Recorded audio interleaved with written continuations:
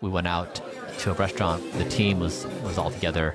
I just so rarely do this. I was just shocked at watching how the food arrived at various tables across the restaurant. I mean, it was just, I was beside myself. But I guess like knowing what I've learned about food and toxins and the way that food is passed through restaurant systems, the team was kind of like, Bryan, yeah, like, hey, welcome to like normal society. This is kind of what people do. And it's like, so we've built this system that's just so far outside of that. It was very shocking to me. It almost felt like I was traveling back in time and viewing like early 21st century and like, this is crazy, watching a movie or something.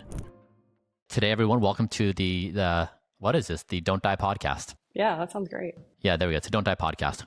We believe we are the first generation who won't die, and we are trying to practice that philosophy, and we're trying to bring it to you as well, so you and your family and your friends can also do it. So with me today, Kate Tolo is my co-founder of Don't Die, and Mike Mallin, who is my doctor. I mean, Kate and I talk like 150 times a day. Mike and I talk 5 or 6 times a day, and we're always chipping away at the everything we can do to improve protocol. So we're going to go through the various things we're working on a weekly basis. Also, we'll fill some of your questions in time as we create this dialogue. Kate, is that your real background? It is.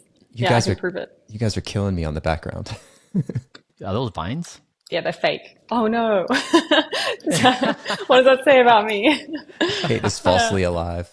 Or it's just convenient. Yeah, when we put a whole bunch of plants in the kernel office, we wanted to make it like a forest or an arboretum, but it's a gorgeous environment. It just took us some time to find the natural stable state for nature to coexist with the mechanical world. Yeah, the ecosystem. Yeah, it's amazing how much of a difference some plants will make, which you can obviously tell based on my background. Do you have plants in the house, I Mike? do, yeah, in the other room. Not here. I need to move them. Do you maintain them? Sort of. Not very well. Does somebody in the family have the responsibility of taking care of the plants? Yeah, I would say my wife does a much better job of taking care of the plants than I do.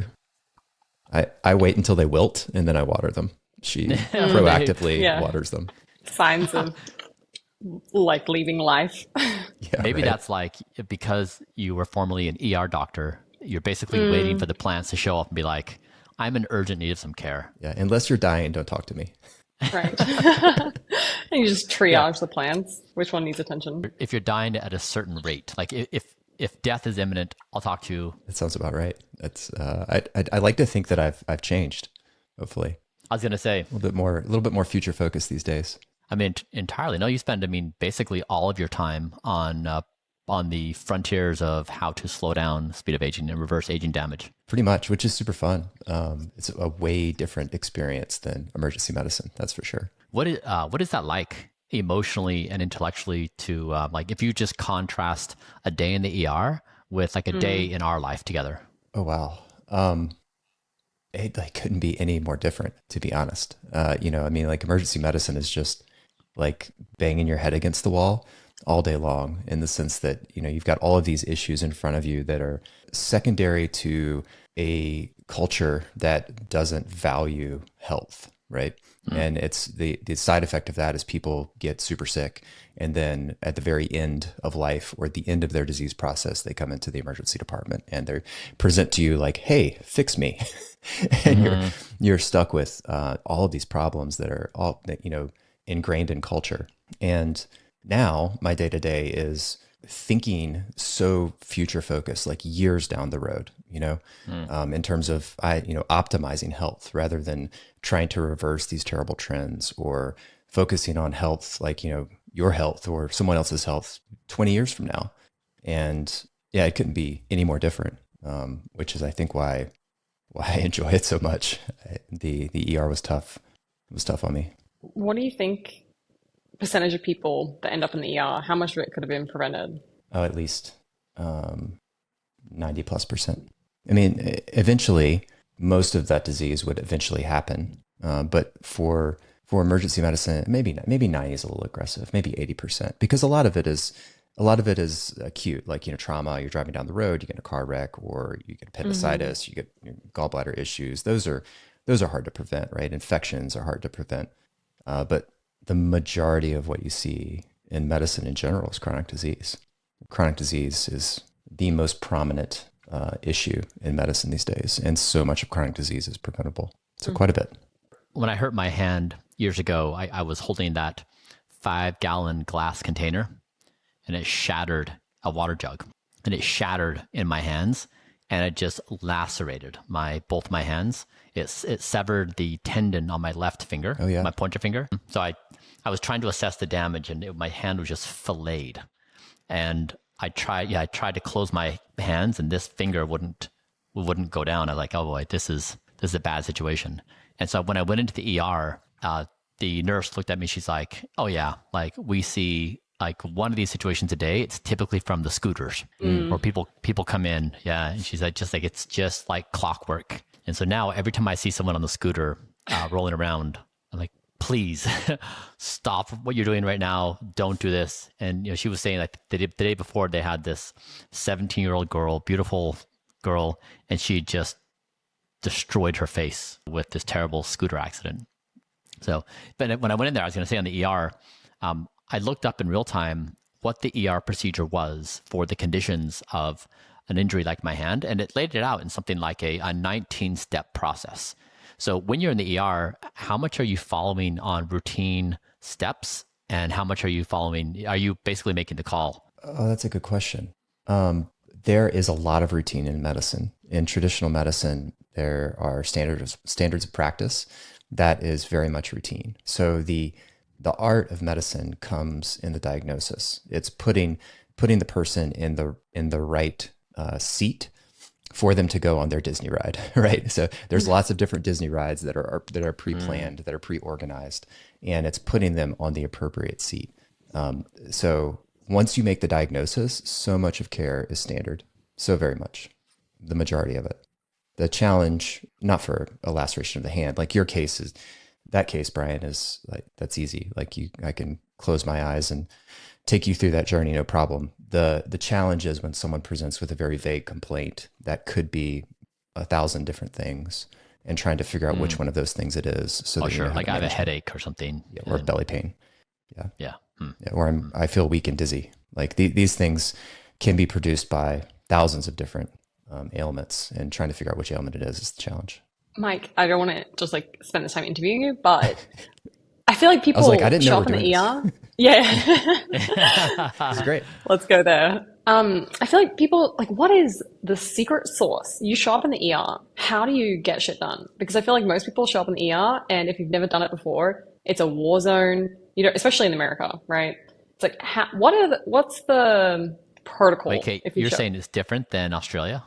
It's been 10 years since I've lived in Australia, but Australia has I would say, a better medical system than America. And you're saying specifically in the ER? My experience has been, yes. The ER here, it's bad. You show up and it's like people are dying, and they're not getting seen. That's how it feels. I don't know if that's actually true, but it's definitely it feels really disastrous in there. It is chaos. Yeah, and depending on which ER you go to, there's a variety of chaos, but it's generally chaos everywhere. I will say, like, I haven't worked in Australia, but I did spend some time working in New Zealand in the emergency department there, and it was extremely different.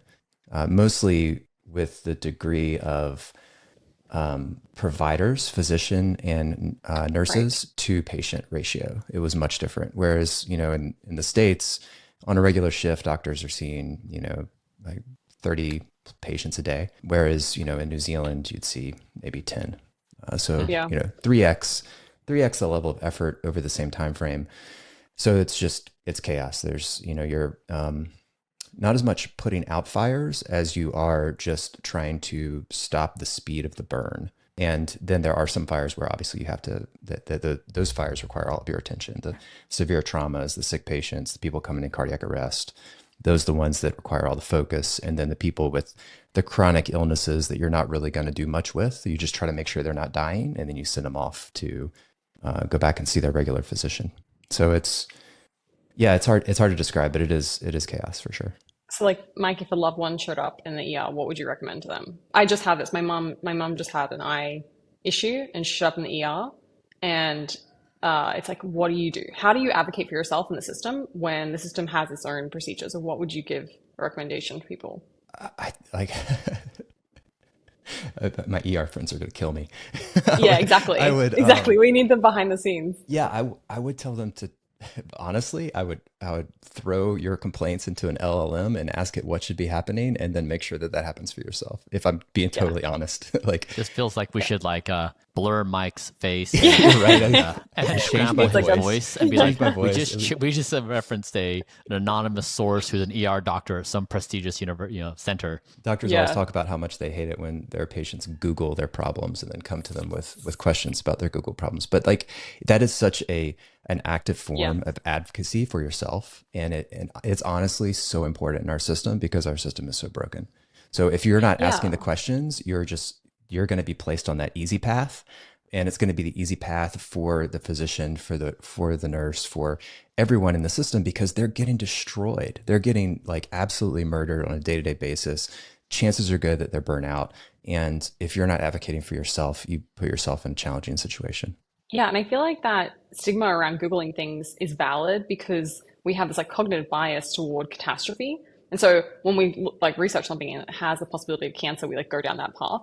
As opposed to, I feel like ChatGPT, when I've interacted with it from a healthcare like position, it actually gives me really reasonable advice. It's like, well, if you want to, it's probably these things. In the really rare cases, it's these things. So it's much more of it feels more informed than obviously just Googling something. Yeah, I think the challenge is it's going to give you good advice based on how good you are at giving it information, right? So the quality of which, like if you're giving it, like I feel like because I know the right questions to ask, if I give ChatGPT all of the symptoms that somebody is presenting with and all of the positive, negatives and all those things, it's going to give me great responses. I don't know if that's true for someone who doesn't understand physiology or medicine quite as well. Are you going to get as quality of responses? I can't say that that's true or not, but we do know that, ChatGPT, for example, has performed better than physicians now on standardized tests. So in situations where things are quote unquote standard, we would expect it to do well. Life is rarely standard, but yeah, Yeah. interesting world. Yeah, what I ended up doing with my mom was I had her on the phone and I had ChatGPT up and I said, like, treat me like a patient and do an intake with me. Like, here, ask me my symptoms. And I just went back and forth. And so on the phone with her, I was just asking probably 100 questions. And eventually it came back with, like, here's what I would do. Here are the exams I would do. And then she went off on her way on her Disneyland ride. And Kate, did you get resolution to that? Yeah. So she didn't get seen in the ER by an ophthalmologist. And so she went then to an optometrist and got exams. And yeah, ChatGPT essentially correctly diagnosed that it was some sort of inflammation of the eye, scratching of the cornea. She's now on, I think, eye drops to resolve it. So yeah. All right. So we have a topic of the week. I don't know if you guys got to check out the study. It was essentially suggesting that creatine might not be as beneficial as what we thought it might be. So let me read you a little summary. So the study found that taking 5 grams of creatine daily, which is the standard dose, did not lead to more muscle gain than training without it. Over 12 weeks, both groups, with and without creatine, gained the same amount of lean muscle, 2 kilograms. And any early weight gain from creatine likely came from water retention and not real muscle. So what does this mean for the gym bros out there that have been taking creatine for 10 years? I think it's a broader group of people than gym bros taking creatine. I think creatine is one of the most commonly taken supplements across society. Is that right? Maybe the most. Yeah. Maybe. Wow. Yeah. It's not just for muscle, but for cognitive benefits. It has a very broad appeal. Yeah. And this study was just looking at muscle, I believe. Right? Yeah. It was only measuring that. Yeah. So what do you guys think? It's interesting. What I'll tell you is I think the most interesting about the study is they actually tested the wash-in period, which is what they call it. So if you're familiar with creatine, like the classic gym style, like gym bro style to use it is to do this like 20 gram ramp up for like 5 or 7 days, right? And during that time frame, you basically like saturate the muscles with creatine. And why that's important is because when you increase creatine in your body, you increase the amount of fluid in your body as well. So what this study tried to do was account for that by measuring the lean muscle mass or the lean body mass at 0 days and then 7 days in. And they call that the wash-in period, right? Because there's a change in those people who are on creatine because they're holding onto more fluid, right? And then after that is when they started their study. And then they did a 12-week study where everybody did the same training plan, and then one group did creatine and one group did not take creatine. So what's interesting is like they accounted for the extra water weight that you take on when you start creatine. And the difference that amounted to, at least for this study, as compared to other studies that have looked at muscle mass, is they found no change in the creatine group, as opposed to prior studies that found change. But the theory is they found change because they didn't include this wash-in period, basically. So that's interesting in my mind. A couple of caveats. They did a 7-day wash-in period when it really takes longer than that. Like if you're not going to do the 20 grams a day and you only do 5 grams a day, which is what this study did, it really takes 3 to 4 weeks to saturate the muscles. So they didn't really do a long enough wash-in period, in my opinion. And then the other thing I'll say is that like the data that creatine actually increases muscle mass was never actually that good. Like there was always like the prior studies that we have are like very small changes in muscle mass. The data that's good for creatine is actually the things that Bryan was mentioning, the longevity aspect stuff, like the, cognitive function, the bone muscle mass, metabolic health. That's the stuff to me, honestly, that's really interesting. And then from a performance standpoint, speed and power. Those are the things that change. And those are mostly in already well-trained athletes, not these untrained athletes that the study was in. So what did we learn from the study? We learned that people who are not particularly trained, who do a 12-week exercise program, that was a valid exercise program, are not going to have significant differences in muscle mass, whether they take creatine or don't take creatine. But we didn't learn anything about their cognitive function. We didn't learn anything about their recovery. We didn't learn anything about their power or strength output. Okay, so when it's muscle mass specifically, it's still an unknown at how it affects it, but there's plenty of potential upside elsewhere, sounds like. Yeah, and potentially. Like longer term, you might see something. 12 weeks isn't a long time. 12 weeks for training and is not much. So if you took more highly trained people that are performing at a higher level and you studied them with 5 grams of creatine or not, you might actually see a difference, especially if you watch them for a longer time period. 12 weeks is just not that long to perform a study. Yeah. I always struggle with these things because, so as someone who is really on the lighter side of science, it feels like every week a new study comes out that debunks what was previously known. And it kind of paralyzes the average person because like I take creatine every day. Should I stop? Should I keep going? What does this mean? Headlines take it out of proportion. So yeah, what for those who are taking creatine or are not, what would you say? What would you recommend? I wouldn't change a thing about your creatine intake based on this study, to be honest with you. I mean, creatine has, as Bryan was mentioning earlier, like more data backing it than I think almost any other supplement that we're aware of. And the data is overwhelmingly positive. There are certainly some studies that have shown no change, no benefit, but not studies that show harm. And there's a lot of studies that have shown benefit in not just one area, but multiple areas of life. So personally, like I read the study and it doesn't change a thing for me in terms of how often I'm going to suggest that people take creatine or take it myself. And this is a challenge. Like we live in a society where the negative is much more interested than the positive. So people like to publish headlines about common things that are accepted that are no longer accurate. And whether you can actually believe those headlines or not is TBD until you get down into the research and really look at it. Mike, how does someone know how much creatine to take a day? So some people, like, for example, in our longevity mix, it's 2.5 grams a day. And then many people do much higher doses, especially when you're trying to increase muscle mass. People will, doing very intense resistance training protocols. But how much should someone take and how can they measure the efficacy of the dosing protocol? Hard to measure the efficacy of the dosing protocol, but we know a lot about creatine supplementation and the different doses. And like if I were to give you a specific number for general overall health, I would probably actually do it weight-based. And I would say something like 0.1 grams per kilogram per day. So that means if you're 70 kilograms, which is the size of an average male generally, that would be about 7 grams a day. I'd probably just like saying 5 or something like that is not really accurate because, women may not need quite as much because they're smaller. If you're larger, have larger lean muscle mass, you might need more.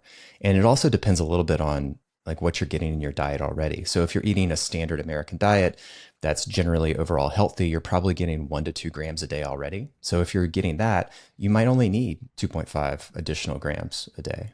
But if you're vegan, for example, and you don't get you get very little red meat, then you're probably getting less creatine. And in that case, you probably need a higher dose of daily creatine in order to saturate your muscles. Because the goal here is to saturate your muscles, at least for performance benefit. So I would say if I had to throw a number out there, I would say 5 grams a day seems adequate for the average sized human, given what the normal diet generally includes. And that's going to get you to saturation. You don't need to do the loading phase where you're taking 20 grams a day. You can just start at 5 and just do it consistently. And then over 3 to 4 weeks, you'll get the load. The load will happen naturally on its own. Now, if you're looking to take creatine for other reasons, like cognitive performance, like for example, if you are trying to offset poor sleep, there's some decent data to suggest that you improve cognitive performance, especially in high metabolic demand, like brain trauma or poor sleep, or if there's mild cognitive impairment, like if you're early dementia. Those studies, though, look at more like 10 to 20 grams of creatine a day, so much higher doses.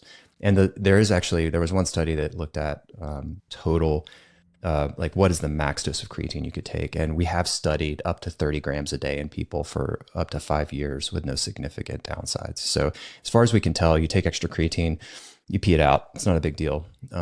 So doesn't appear that like there is too high of a dose as far as we can tell. Okay, you began taking creatine yourself just when you started Blueprint, no? Yeah, I did. I took 5 milligrams and then micrograms, grams? What is Grams. it? Grams. What's the unit? Grams. Grams? Yep. And then I switched to the longevity mix, which has 2.5. And so then I take an extra half scoop of creatine separately to get my 5. But maybe, yeah. I mean, that sounds like a right amount for me then, because I think my weight is around 57.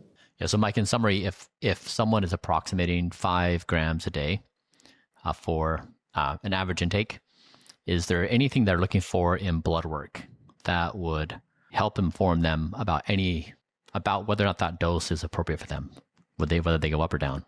Not particularly. You could look at your creatinine, which will be a little bit falsely elevated. So creatinine is a measure of kidney function, and that will elevate with creatine supplementation. I wouldn't necessarily use it to tell whether you're at adequate dosing or not, because I think that it can be confounded by other things like hydration or kidney function. But you will likely see an increase in your creatinine if you start taking creatine. Okay, your creatine protocol is going to do what based upon this study and this response? Absolutely nothing.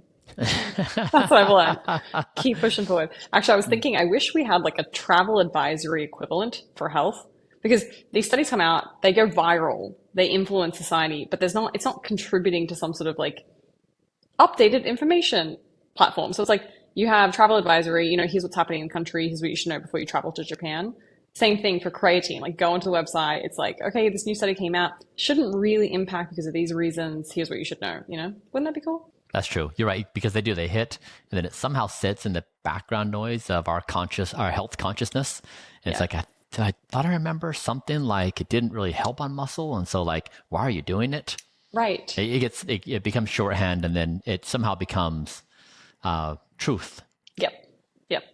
It's like the latest thing to come out too is like, it has this bias toward that too, which is just because it's new, it's assumed to be better, right? When in reality, this was a study in 60 people, which is like so tiny. It's such a small study. Yeah, after decades of research, right? Bryan, how much do you take? 5 grams. Okay. Are you going to continue? Yeah, 2.5 in longevity. Are you going to increase it based on your body weight now? So I'm 77 kilograms. I'm experimenting with 10. And then I've been playing around with with travel, increasing it, because I naturally, like where I live, I basically have to get up at like 3 o'clock in the morning to catch a flight. So I always get less sleep. So on travel days, I'm experimenting with higher doses of like 20 grams to see if it makes me feel more cognitively fresh. Have you noticed it makes a difference? Not yet, but I've only tried that twice now. So we'll see. Just like general body awareness of status of your body, making sure you're aware of basically like a level of familiarity. I know after doing my own health protocol for the past couple of years, I'm intensely body aware Like Hmm. I can feel my heart rate at any second. I can tell you how fast or slow my heart is beating at any second, with pretty good accuracy. And you know, we get so many treatments that I've like carefully inspected every part of my body. I know what to look for: color, tone, function. So it's been actually really cool, and it creates a nice contrast for me of how unbody aware I was before. Hmm. You know, you just like kind of get up and do your thing, and if you have a headache or don't feel great, you just kind of like push through. But yeah, that's been really great that you really can like you can create intuitively really good sensors of your body. They're just by pairing up measurement and that emotion to see like you get to feel what the measurement shows you, and you create these really fine intuitions. Do you guys ever feel like, Kate, I don't know if you have had the same experience with body Hmm. awareness since you started doing Blueprint, but do you ever feel like there's a bad side of that as well? Like, so my wife and I were recently in Vegas, and we were just like sort of looking around the casino, and we weren't actually playing a casino. We were going to a show. I'm not a big casino guy, but we were going to a show, and we had this conversation like, how are these people all upright? You know, like Right. everybody's drinking, everybody's Totally. smoking, everybody's eating like pizza and like corn dogs. And like, if I did that, I would literally be on the ground. I'd feel so bad. Like, it's Yeah. like Yeah. once you get healthy, you create this body awareness that now all of a sudden, like it's almost like you can't even allow yourself to mess up anymore. Right. But like, yet there are these humans who appear to be thriving. Like they're walking around, they don't have chronic back pain. Like they seem like they feel great when they're just like putting trash into their bodies. It's sort of an interesting situation that we put ourselves in, which Hmm. obviously I wouldn't choose anything else, but it's unique, Yeah, the body is incredibly adaptive. That's what that tells me. It's like right? we can push off big problems for a very long time and then they can come crashing down. It also reminds me, Brian, of the study at Kernel, where the inebriation study, Hmm. where for a certain period of time your brain is able to make up for the deficit of cognitive function from alcohol until it can no longer. And that's how it feels. Like those people who are standing upright are making up for their body is working Mhm. hard to make up for the deficit of health that is happening in that transaction. That's at least how is that Yeah. In that accurate, Mike? study, they did no alcohol. Let's see, like low, medium, and then high. Mhm. And so what they found is that when someone is in the low medium state, you could behaviorally appear non-intoxicated, right? You could pass all the tests, but the brain scan showed that you were in fact impaired, and the brain was just compensating for it. Like the brain pulled up and cured for the deficit, but in the high intoxication scale, that the brain could no longer have the compensation ability to do so, and so you saw impairment both in behavior and the scan. And so it's cool. Like that's why, of course, like cognitive decline begins a long time before symptoms emerge, and you can in fact do early detection of cognitive decline because your brain has impairment. You just don't see it. Like in your daily life, your body awareness doesn't capture the impairment. So that kind of granularity of measurements, that was cool to see that like these brain scans can significantly improve your awareness of how your brain is doing just beyond your own Yeah. perceptive behavior. You're more drunk than you are aware. And so the analogy would be you're more deathly than you're aware in those Yeah. moments in the casino. Yeah. I don't know what Yeah. word to Actually, use, but it reminds me, we went last night, we went out to a restaurant. The team was all together, and I think 25 of us or so went out to a restaurant. And I just so rarely do this, and I was just shocked at watching how the food arrived at various tables across the restaurant.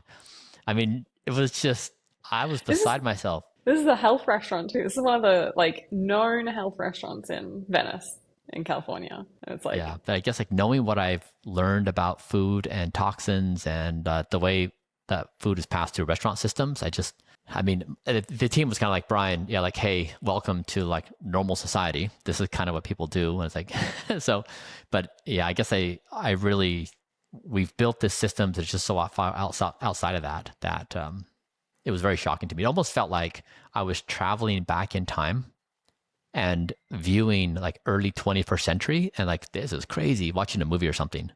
I got a question. Why, how many years until we know whether or not Brian's like I know we know that Brian's protocol is working in the moment, right? Like his fitness and all this kind of stuff. But I imagine age is kind of like a cliff where you get to 70 or something like that and things really start to deteriorate. Is there a point where when Brian hits that chronological age, we'll be like, this is for sure working? That's a really good question. I think that point is different for just about everybody in terms of, when you start falling off the cliff. That cliff is just at a different location for Yeah, everyone, depending right. on their genetics and their lifestyle choices. I mean, I think what we're doing now, tracking Brian's biological age, is probably the best that we can do in terms of like watching, how fast is he continuing to age, and how much are we changing that? So both the speed of aging and then his actual biological age that's probably our best metric right now.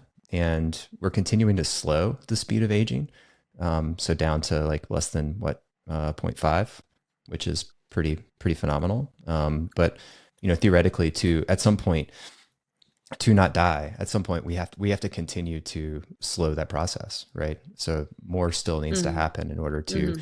not have a cliff at some point in the future. Okay, so on body awareness, what I loved seeing the other day was Andrej Karpathy, AI, well-known figure in AI, did his own N of one study at home, which it feels like everyone loves to shit on you, Brian, for your N of one, and it's so fun to see other people coming out and publishing their data and results.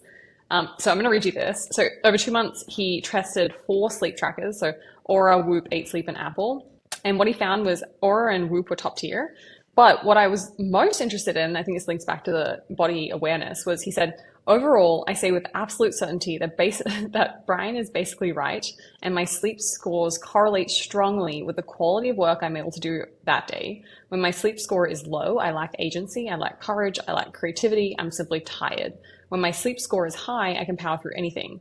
On my best days, I can sit down and work through 14 hours and barely notice the passage of time. It's not subtle. The effects are not a function of a single day's sleep, but of the accumulated sleep debt across a duration of the last few days. So, in other words, a single bad night's sleep is usually okay, but a few in a row is bad news, and vice versa. Listen to Brian. I love that. That's so accurate to how I've experienced sleep too. And that's like the weird thing is if you're constantly getting bad night's sleep occasionally, you can't detangle what does it feel like to have this accumulative good night's sleep. So yeah, I just thought that was really cool. It really speaks to the Okay. value of measurement, right? Like, and the associations that we can start to create in our life once we start actually measuring things. And I think that goes beyond sleep as well. Like, once you start measuring things, you start having this sense of your body, like Brian was talking about earlier. And without that objective measure, it's hard to understand what all those subjective signals mean. And once you can put those two things together, now you're creating the knowledge and the wisdom to make the right decisions for your own health. Totally. I always say to people, just start measuring because as soon as you know your data every morning, even if you do no interventions, it starts to build that relationship of like, oh, I noticed this today. What's my data say? I've noticed this today. And then once you've got that down pat, you can start doing interventions. But yeah, Brian, it made me think like you should challenge Andre to beat your 8 month sleep score.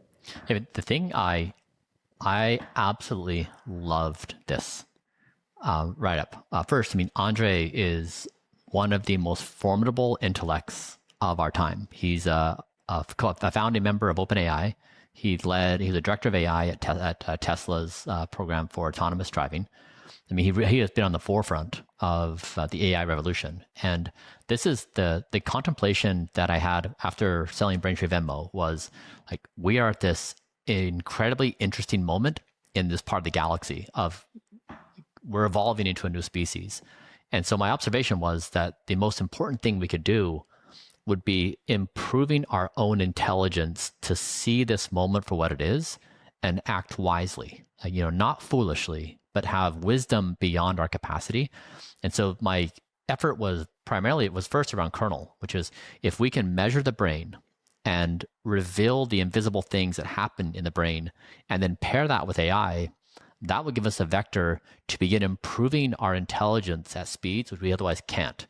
And not just intelligence in terms of IQ, but all dimensions of intelligence. Like, what if you actually could pair your mind with AI as you're working on emotional development, or on correcting your blind spots, or in trying to have a more well-rounded thought process, or not be sucked into these very narrow worldviews that get you in this tribal mindset. So what I was really trying to do is say we need to augment ourselves. And so what Andrej's doing is Andrej's building the future of intelligence in the form of AI. And in doing this study, he's actually building his own intelligence. And that's what he's saying is like, hey, I did this experiment with sleep. I see a substantial improvement in my intelligence along the realms of creativity, right? And the elements he talked about. So to me, that was like the best representation. It's the best outcome I could ever ask for, which is an architect of superintelligence is leaning into what we're saying is it makes sense on all dimensions to invest in your own intellect in trying to acquire abilities beyond your natural states by taking care of yourself. So yeah, it was so fulfilling. I mean, when like we just take so much shit every day, all day. And so to have someone incredible like him come out and say, you know what? Sleep works. It dramatically improves my life. You can measure it. You can actually create life systems for it. It's just like, man, what an absolute joy to read that. So I appreciate him doing that. I appreciate his kind words. It's just like such a great moment. Like such a good reward for the efforts we do every day of like, you guys, let's stop doing stupid stuff. Let's not eat junk food. Let's not drink alcohol. Let's not go to bed late. Let's prioritize sleep.